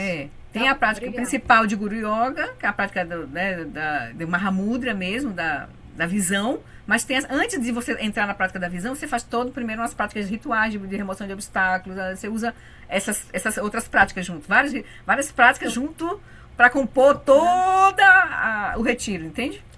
São todas práticas para remoção de obstáculos. Que o ponto, no final das contas, a gente vai remover o obstáculo e gerar mérito, né? É isso que é o caminho, o final do caminho é remover os obstáculos para a gente realizar aquilo que já está presente. Né? E a orientação que, inclusive, o Lama Fred deu para quem estava começando era exatamente fazer essa prática com uma frequência muito grande para remover obstáculos para iniciar a prática. Ele falou, olha, você está com dificuldade. Foi uma pessoa que estava com dificuldade na acumulação das prostrações, aí ele falou assim, olha, faça a Rio Sanche diariamente, antes de... Essa prática você pode fazer em 15 minutos, que você vai se acostumando a fazer, aí você faz aquela prática para uma limpeza mesmo, uma liberação, remoção de obstáculos. Aí tem, como ele nos apoiou, né, nesse ponto, aí a tradução está lá, com os termos, inclusive, que ele trouxe, assim, isso aqui é o nosso Saci Pererê, isso aqui são os espíritos, assim, então ele está lá, sempre entre aspas, com as traduções. O ponto é que a gente vai começando, o ponto é que a gente vai começando a ver que tem a prática principal é Guru Yoga, certo? A prática principal, o caminho vajrayana é Guru Yoga, mas a gente tem vários obstáculos para chegar a realmente praticar isso. Então, por exemplo, para sustentar o nosso caminho para nos ajudar na remoção de obstáculos, aí vem começa todas essas práticas que vão passo a passo, conduzindo a nossa intenção, a nossa mente, a nossa energia, para a gente sustentar realmente a prática de Guru Yoga, que é reconhecer as qualidades da mente lúcida na deidade que a gente estiver praticando, mas em nós depois receber as bênçãos e considerar que essas qualidades são nossas, certo? Mas até a gente chegar nesse ponto, aí vai ter que remover todo um processo que a gente, vidas após vida, após vida, após vida, foi sustentando a dualidade, uma identidade, né? Foi praticando, né? Reforçando os karmas. Então, é um processo de desconstrução, que aí vai depender de cada um, do ritmo de cada um, da conexão de cada um, do sentido que as coisas vão tomando, da decisão que você vai tomando, o voto que você vai tomando, nesse sentido de decisão do caminho, da clareza que isso vai dando, e a diligência, né? Aí vem as qualidades todas vão surgindo, o processo é um processo, não é igual para todo mundo, e cada um vai encontrando, né, aquilo que vai fazendo realmente sentido, as bênçãos, e vai fazendo sentido, né? Certo. Oi, Roberto. Voltando ao texto, eu acho que todos esses fenômenos que o Shagdud está relatando, de coisas fascinantes do Buda Sakyamuni, esses mesmos fenômenos dependiam de posição de mente dos seres sencientes que estavam presentes. Uhum. Porque Devadatta, por exemplo, mesmo com Buda como primo, não conseguiu se beneficiar dessa proximidade. Uhum. Então, eu acho que é uma coisa importante a gente perceber que, por mais importante que a gente tenha próximo alguém que está operando a mente com muita lucidez, que isso é uma bênção, Isso é que a gente não veja, não tenha. não é o suficiente, entendeu? Com certeza. E que a gente mesmo, porque, gente, se a gente acredita que a realidade última é não dual, tem consequência se a gente der essa crença, né? Entendeu? Uhum. Então, a gente teria que fazer uma prática para a gente ir purificando e diminuindo nossos condicionamentos para que seja Isso. possível, entendeu? De forma coemergente, aparecer Receber essa as bênçãos, realidade. receber as bênçãos. Isso, que o sujeito vem de outro reino para ouvir a palestra lá do Sakyamuni, entendeu? Porque ele estava com uma posição de mente. Isso. E uma outra coisa que eu também acho interessante é que eu prefiro, em vez de falar alcançar a iluminação, cessar autocentramento. Uhum. Eles são sinônimos, Isso tá? mesmo, isso Mas mesmo. quando a gente fala alcançar, parece que alcançar está a longe, né? iluminação, que a gente está falando que alguém está alcançando. Uhum. E exatamente não é isso. Entendeu? São Cessar palavras. autocentramento é você ter uma posição de mente super lúcida, sem condicionamentos, e você verifica que você não acabou, mas a individualidade separada de fora e dentro não tem mais. Uhum. Eu não sei porquê, eu acho tão assim. Quer dizer, cada um tá né? Cada um escolhe. Os mestres vão usar mais as palavras, útil. porque a depender do caminho que está sendo apresentado, vai usar uma palavra a partir do caminho Hinayana, do caminho Mahayana, do caminho Vajrayana, vão usar uma linguagem e vai diferenciando a linguagem, né? Então aqui, como a gente está recebendo ensinamentos meio cruzados, assim, né? A gente já ouviu assim, já ouviu lá, então a gente fica, né, daqui a pouco questionando tudo, mas a gente tem que olhar com essa perspectiva. Você está ali falando, então, atingir a iluminação, mas a gente já olha já nesse sentido, não é atingir. De cessar o autocentramento. Exatamente, né? exatamente. Eu acho isso ótimo, porque aí dá pelo menos a gente tem aquele calorzinho no coração de que a gente está entendendo o que está acontecendo, né? Com certeza. Que a gente tem um bom diagnóstico. A Ana é médica. A gente tem que ter um bom diagnóstico, é muito útil. Resolve o problema? Não. Porque, infelizmente, tem coisas que não tem cura. Mas você, pelo menos, sabe e fala, caraca, eu tenho um bom diagnóstico. O que eu posso fazer para que eu melhore? Aumenta muito a chance. Então, quando a gente faz uma coisa... Gente, aí que tá. Se o sujeito só entrega e que, na verdade, o eu, ele é colapsado por essa coisa, tá ótimo, já está resolvido. Mas se não é esse caso... eu, pelo menos, acho que eu preciso pegar e falar, poxa, o diagnóstico está razoável. Não adianta ficar letra morta só de teoria. Aí tem que passar para ter na prática. Não adianta ter uma já é uma teoria. conclusão importante. O diagnóstico está ótimo. O que eu faço? Nada. Eu falo, meu filho, você tem que parar de fumar. Aí o cara é mesmo, tenho mesmo. Me para? Não. Não adiantou um bom diagnóstico. Exatamente, né? exatamente. É isso. Vamos seguir. Então vamos seguir. Por isso que a gente vai seguir aqui, né? Deixa eu ver. Então ele vai dizer, então a primeira coisa a gente tem que ver as qualidades. Para tomar refúgio no Buda Dharma e Sangha, as qualidades dessas, né, desse caminho aí, né, do refúgio externo. Então ele está falando aqui do Buda, né? Que o Buda, ele era um ser extraordinário, assim, né? Todos aqueles que compareciam, né? Ele falou, né? Podiam ouvi-lo de qualquer jeito, na própria língua, né? As qualidades da fala dele. A mente do Buda, então o corpo tinha umas qualidades extraordinárias, ele brilhava, os pés não contava, tinha uma orelha diferente, tinha o shinicha na cabeça, aí a fala também tinha essas qualidades maravilhosas, e a mente dele era dotada de 2 tipos de conhecimento. Uma percepção onisciente, detalhada e discriminadora dos fenômenos em um nível convencional, ou seja, ele via todas as particularidades, e uma profunda percepção da verdadeira natureza da realidade. Então a mente dele repousava nas duas verdades, a relativa e a convencional. Ele via as duas verdades, a inseparabilidade das duas verdades. Então ele não via no space out, tipo assim, né? Não, ele era um cara que presente. Ele estava vendo tudo ali, mas dentro dessa, sem perder a perspectiva da natureza última, né? Da natureza vazia e luminosa. Mas na luminosidade ele via todas as particularidades, né? Ele discriminava tudo, né? Então ele via todo o processo de causa, a mente dele onisciente via todo o processo de causa e condição. Por isso que ele tinha uma mente, ele podia ser. Mas isso não quer dizer que ele poderia ajudar todos os seres, porque dependia dos seres, como o Devadatta, de ter as bênçãos para receber né, aquilo ali.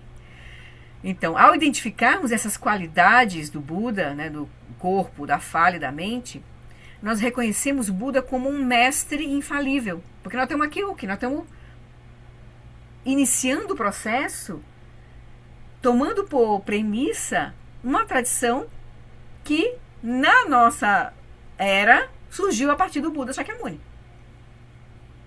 Então, o Padmasambhava, que é quem nos inspira no início das nossas preces, foi um indiano que terminou indo para o Tibete, mas que ele bebeu nos ensinamentos do Buda Shakyamuni. Então, o Buda Shakyamuni é o Buda da nossa era. Então, por isso que ele... A primeira fonte que você olha... O primeiro lugar que você olha é a fonte. De onde veio isso? De onde veio os ensinamentos de Padmasambhava? Né? Veio do Buda Shakyamuni, né? Então, desde lá, né? Então, o Buda... Então, ao identificarmos essas qualidades, reconhecemos o Buda como um mestre infalível, que por incontáveis eras absteve-se de praticar o mal, procurou beneficiar os seres, purificou o karma, acumulou mérito e sabedoria, e dessa maneira ganhou o fruto da iluminação. Buda, tal qual um diamante bruto, passou pelo processo de ser lapidado e polido, dentro de uma perspectiva, né? Transformando-se em uma pedra preciosa, cintilante e perfeitamente acabada. Todos nós, embora tenhamos o mesmo potencial para nos transformarmos em uma pedra preciosa perfeita, ainda somos como diamantes brutos, cujas qualidades perfeitas se encontram obscurecidas. Então, aqui é a perspectiva da natureza última. Nós temos já. Nós somos Budas. Nós somos iguais ao Buda nessa dimensão. Nós somos iguais. Mas só que nós não estamos... Nós estamos com as manchas ainda operando. Não estamos vendo o diamante. O Buda tirou essas manchas, né? Deixou o diamante se revelar completamente, né? Então, ao tomarmos refúgio, pautamos-nos pelo exemplo do Buda, pois, tendo percorrido o caminho, ele nos mostrou o trajeto a ser feito.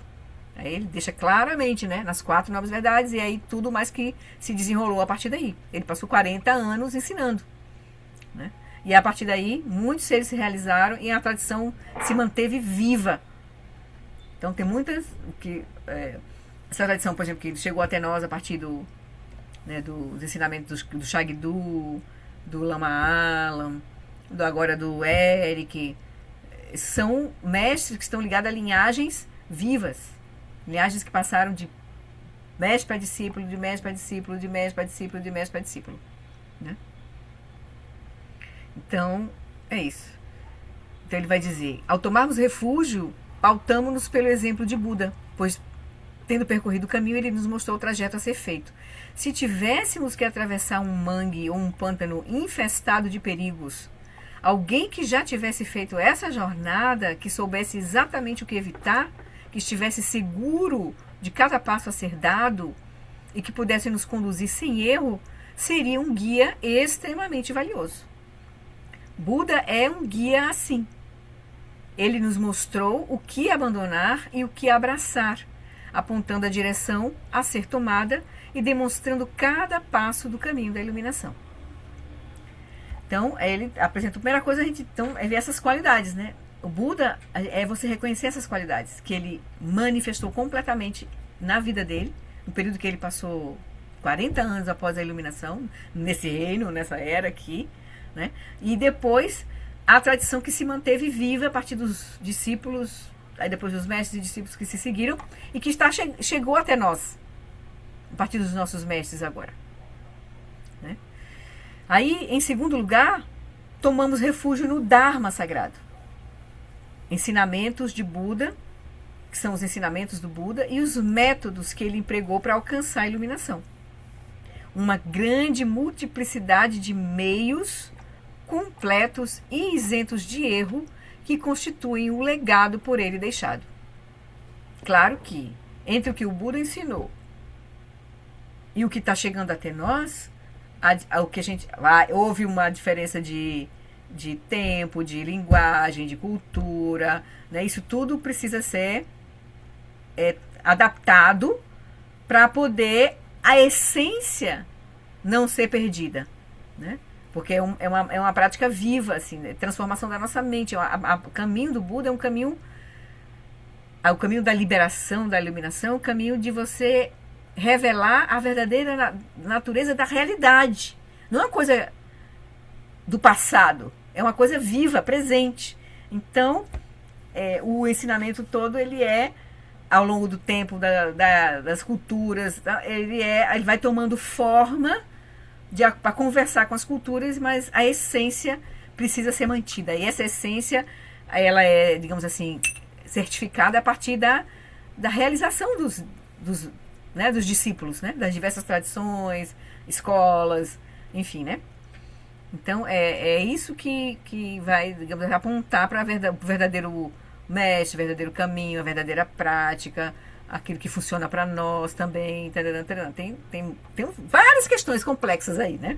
Que não é o caso agora da gente olhar. Mas, então, ele está vendo que a primeira coisa que a gente vai encontrar é o Buda, aqui no caminho budista, é o Buda, né? Ou aquele ser, ao longo desse processo, a partir do Buda Shakyamuni, que se destacou naquela determinada tradição. Por exemplo, na tradição Nyingma, na tradição é o Guru Rinpoche, que se destacou, mas não que ele esteja separado do Buda. Tanto que nesse retiro agora de 35 dias, uma das práticas da primeira semana, o foco foram as práticas preliminares, foi o Nondro, certo? E foi acumulado toda a etapa do Nondro, cada dia foi acumulado uma etapa do Nondro, nos primeiros dias. E aí era feita todo dia também uma prática de uma sadhana do Buda Shakyamuni, junto com a sadhana do Nondro, sabe? Do Guru Rinpoche. Isso é interessante, assim, de você resgatar, né, a fonte, né? Você não perder a fonte, né? Então, é isso. Cada tradição vai encontrar aquela fonte que iluminou mais precisamente aquela tradição, né? Então, aí tem o Zen, que vai ter o mestre Dogen, vai ter, né, outros mestres que iluminaram mais o caminho. Aí vamos ver. Então, no caminho, né, o Dharma, né, nós estamos vendo aqui o Dharma, né, o Dharma sagrado, os ensinamentos do Buda e os métodos, né, que a gente está vendo. Então, nele, tudo é claramente discriminado. A base, de onde a gente parte, né, o caminho e o fruto da prática. Como começar, como superar obstáculos, como fortalecer as qualidades positivas que começam a brotar. Esses métodos, ou yanas, ou veículos, Lembra que são 3 veículos principais dentro do budismo tibetano, né? Que a gente está sendo... É o Hinayana, o Mahayana e o Vajrayana. Né? São métodos, certo? Porque tem escopos... Lori, Oi. Oi, Valma. essa sadhana que você falou do Buda Shakyamuni seria o quê? É uma prática do Buda Shakyamuni. Isso aí é você evocando Mas as que qualidades do prática? Buda. É uma prática, uma sadhana específica do Buda Shakyamuni, que você acumula o mantra do Buda Shakyamuni, o Mahamuni. Acumula o mantra do Buda Shakyamuni. Evocando as qualidades do Buda e fazendo yoga com ele, né? Entendeu? Deixa eu voltar aqui rapidinho. Alguém escreveu alguma coisa aqui? Deixa eu ver. A Cris. Espera aí. No chat. A Cris, né? Tá precisando sair. Ok. Então. Já são 9 horas, né? Eu pensei que a gente fosse avançar mais um pouquinho. Mas aí vamos lá. E então o Dharma vai apresentar todo o método, né? Esses 3 yanas, veículos, são. Os métodos ou yanas são geralmente divididos em 9, no caso aqui do budismo tibetano, né? Que compõem 3 abordagens básicas. O caminho Hinayana, da liberação pessoal, que tem duas etapas. O caminho Hinayana tem o caminho dos Shravakas e o caminho dos Pratyekabuddhas. Aí o caminho Mahayana, que é o caminho do Bodhisattva, é o terceiro, né? Daqueles que buscam a liberação em prol de todos os seres. E os ensinamentos do Vajrayana, que aí tem 6 sub-etapas, que são os 3 tantras externos e os 3 tantras internos. Certo? Aí é como os métodos vão se organizando do caminho. Aí vai depender da nossa prática, do grau que a gente está no caminho, da nossa motivação. Aí a gente vai seguindo, aprofundando por esse caminho, né? Se for o caso. Tem gente que vai seguir no caminho do Mahayana até o final. Tem gente que vai seguir, talvez, no caminho do Theravada até se tornar Arhati. Enfim. Então, mas vai depender das predisposições da nossa, né, nossa mente, né? E também as causas e condições que a gente vai reunir para a gente praticar, né? Achando que a gente vai encontrar, os mestres que a gente vai encontrar, né? Então, em terceiro lugar, tomamos refúgio na Sangha. Desculpa, eu acho que eu pulei aqui.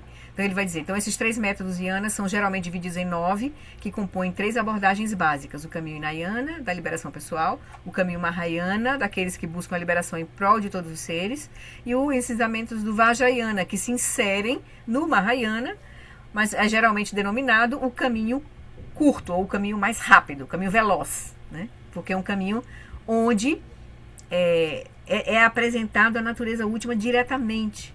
Você já pratica a partir da própria fruição. Por isso que é um caminho mais veloz, né? Lá no outro você é colocado no Mahayana, você é apresentado ainda no caminho Hinayana. É como se você ainda tivesse o potencial para se iluminar. Então, você ainda não tem, você é um potencial, você vai ter que cultivar, fazer um esforço.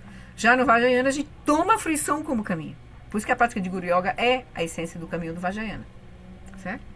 Então, em terceiro lugar, tomamos refúgio na Sangha. Os muitos praticantes que aplicaram os métodos do Buda e mantiveram seu legado em uma linhagem verbal ininterrupta, perpetuando um registro histórico de escrituras que encerram, né, que guardam os ensinamentos, bem como em uma linguagem mente a mente, que é uma tradição vibrante de experiências pessoais que revelam a verdade desses ensinamentos. Então pra gente chega, né, a linguagem verbal e a linguagem mente a mente. A linguagem verbal são todas as tradições, os sutras, os textos todos, os chats, os comentários, né?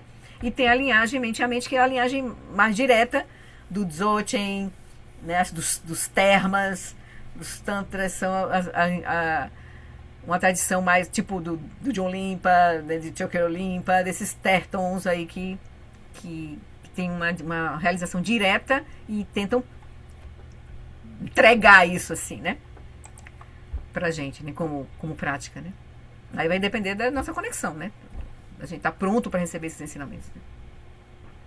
Então, visto que cada geração que se seguiu a Buda produziu pessoas que se dedicaram a compreender e a consumar os ensinamentos, o Dharma não se tornou árido nem intelectual, mas conservou o seu frescor e vida.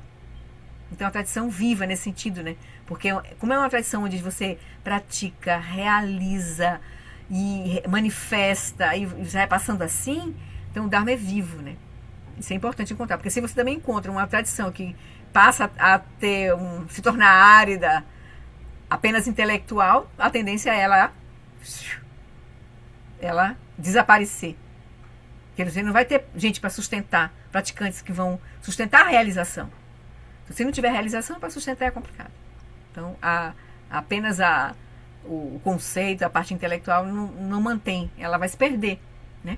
Vai se emborolar aí não vai ter quem olhe para aquilo e veja o engano que está sendo colocado e aquilo vai se desvirtuar, né? Não vai mais se transformar numa tradição budista. Então a Sangha, o Dharma, ele conservou esse frescor e vida. A Sangha é como um mala ou rosário vivo, uma corrente de praticantes conectados uns aos outros com sua prática através de séculos, exemplificando os ensinamentos e mantendo uma tradição que é vital e acessível a nós hoje e que continuará sê-lo às gerações que estão por vir. Vai depender de nós, né?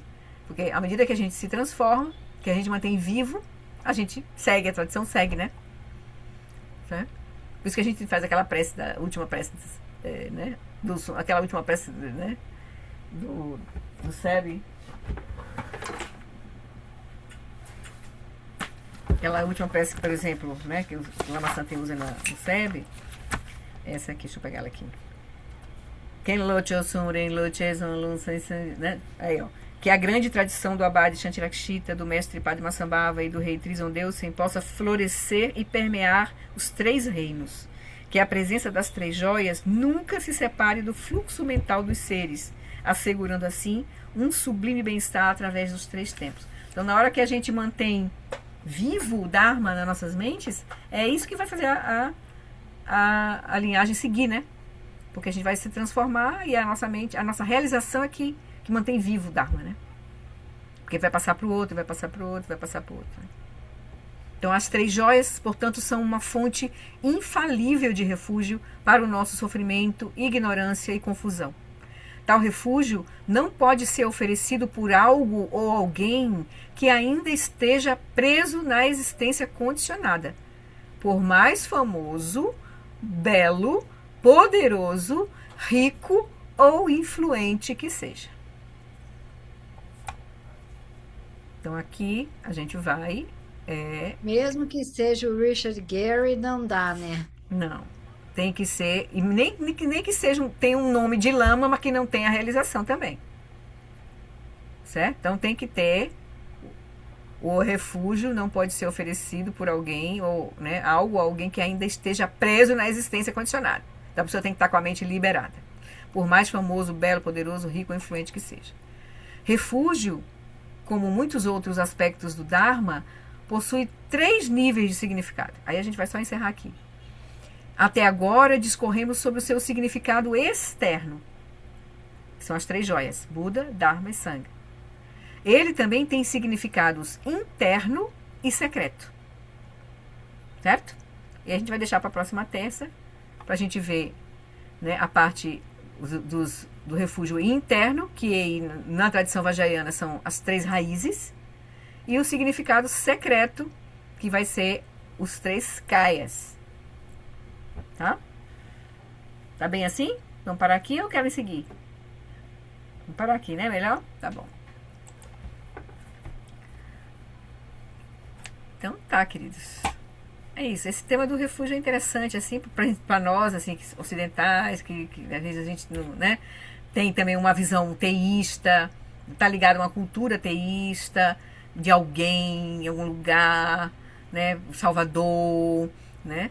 Aí ele vai dizer, não sei se ele vai dizer aqui, mais à frente, que a gente tem essa perspectiva de a gente, mesmo começando no caminho, acho que é o Dzonza, eu estava lendo o Dzonza, mesmo na perspectiva do caminho budista, muita gente ainda toma refúgio, mas ainda lá no fundo, cultivando a ideia de que o Buda, Padmasambhava, está em algum lugar, né, para lhe trazer benefício, né, diferente, é um alguém em algum lugar, né?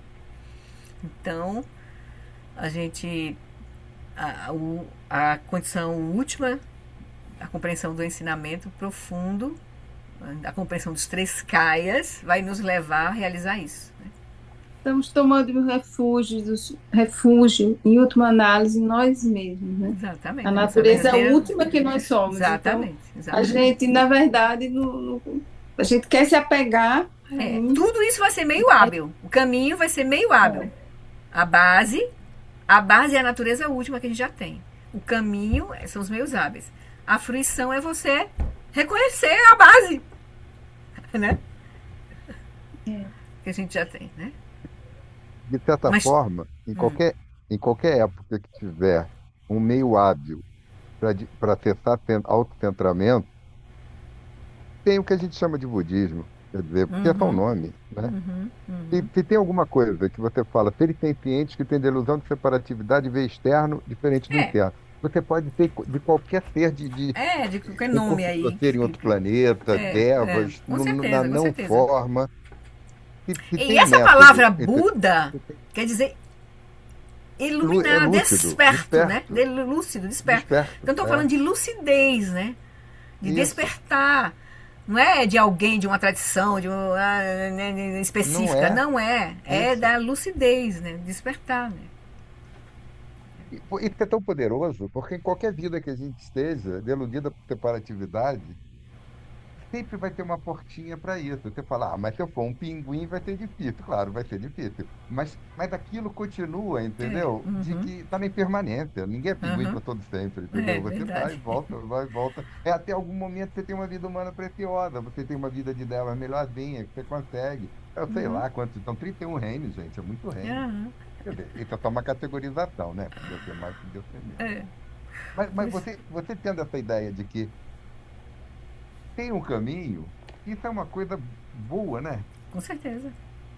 Esse caminho não depende de ninguém. E na verdade, como o Eric coloca, né?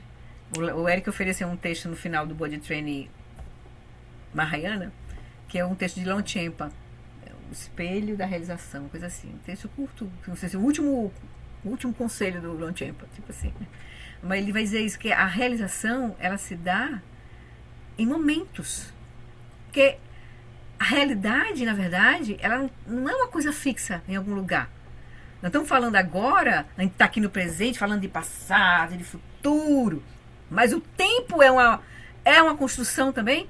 Então, a cada instante a gente tem o potencial de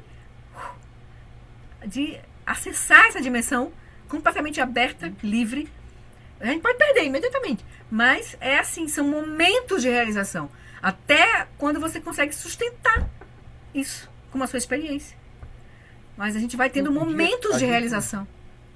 Um dia sustentando, a gente vai perceber que, na verdade, é possível ter uma vivência não basta autocentrada. Basta você ter uma visualização, você só perceber. Você começa a perceber a natureza da mente, a dimensão da consciência aberta. Percebendo.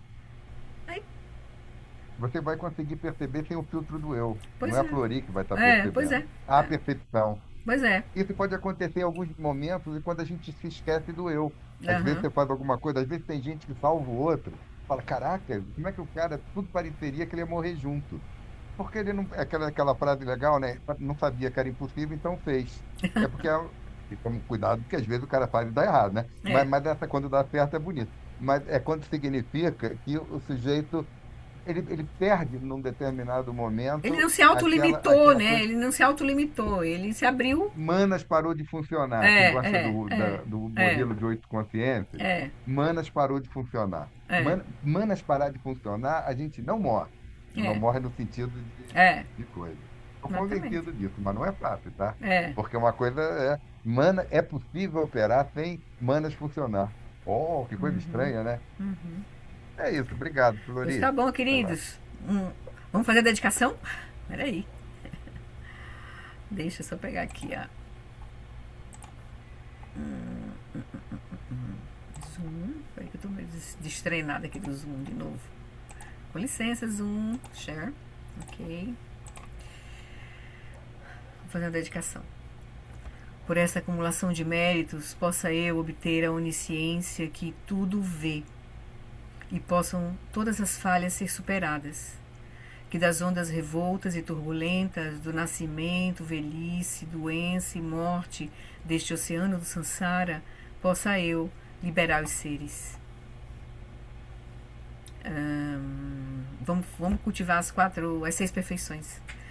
Né? Que eu seja generosa, que eu possa cultivar a integridade e o respeito, que eu possa ser paciente e ver claramente o sofrimento dos outros, que eu possa ser enérgica, firme e dedicada de todo o coração, que eu possa cultivar uma mente e um coração calmos e inclusivos, para poder servir com compaixão a todos os seres, e que eu possa nutrir a sabedoria e compartilhar com os outros o benefício de qualquer insight que eu possa obter, mesmo que seja de IA. Estou brincando. Vamos fazer a prece para todos os lamas. Que os ensinamentos do Senhor Buda, a única fonte de felicidade e benefício, possam continuar neste mundo por muito tempo. Que as vidas dos que sustentam os ensinamentos do Buda possam ser tão estáveis quanto o estandarte da vitória. Que a grande tradição do Abade Shantirakshita, do mestre Padmasambhava e do rei Trison Deutsen possa florescer e permear os 3 reinos, que foi essa tradição que nos tocou, né, com os nossos mestres. Que a presença das 3 joias nunca se separe do fluxo mental dos seres, assegurando assim um sublime bem-estar através dos 3 tempos. Por essa virtude, possa eu rapidamente realizar o Dharmakaya, o Lama de Odiana, mas aí o Dharmakaya, e possa eu conduzir todos os seres, sem exceção, a esse estado de realização. Gewadi, Nilduda, Orgen Lama, Drugyune, Droatikya Malupa, Dei Salagopa, Show. Tá bom, queridos, obrigada aí, foi ótimo encontrar vocês. Vamos embora que é 3h30 da manhã eu acordo. Obrigada, Florinda. Tchau. Beijo. Obrigada, queridos. Obrigada, Tchau, queridos.